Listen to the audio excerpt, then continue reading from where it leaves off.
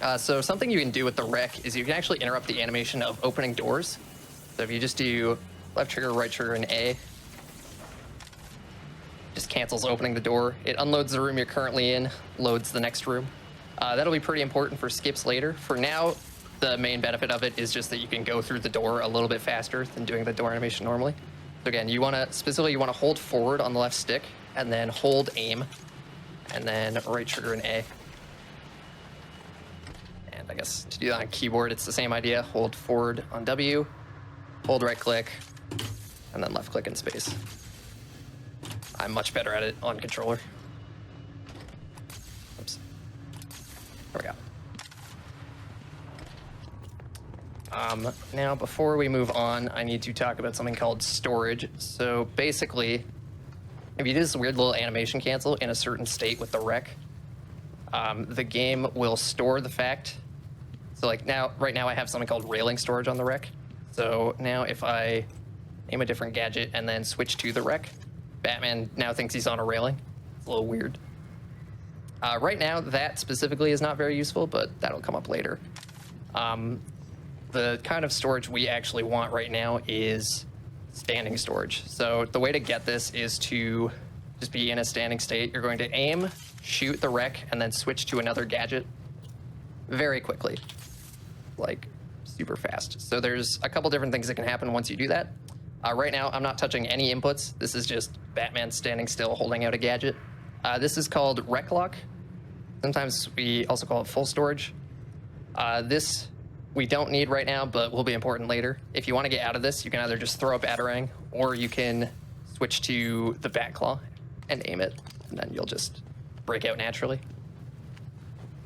And the other thing that can happen is you can just not be locked into any state, but I could still have rec storage right now. The way you check is by attempting to quickfire the rec. So I'm pressing left trigger and B right now. Nothing's happening. It's because I have that storage.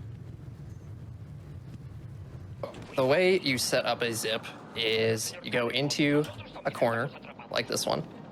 Then you're going to aim the Batarang, let go of it, aim it again, and then try to leave the corner, which you can either do with left click or control. So aim again, cancel. The camera swings over to the side on its own.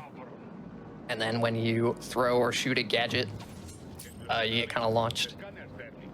I did it wrong on purpose just for demonstration, but yeah. Okay. We'll reload again. And one thing I guess I should talk about here, we're gonna do it not right here, but since I actually have a little bit of space to do it, there is a trick called a wreck jump. So there's this little animation Batman does when he dives off of a ledge, where he does like this weird roll thing. And if you shoot the wreck at the same time as doing that, you get launched up into the air. Oh, wow. That's quite useful. So it's literally the same idea as a door cancel, except you just have to press A twice because that's how dive rolls work. And there's these like designs here, or there's like these circles or whatever. There's two of them, and then there's two more of them. So you want to be in the center of these two, and then you're actually going to set up another zip. So aim, shoot, rec, switch to another gadget, and then double tap 1 to quickfire a Batarang.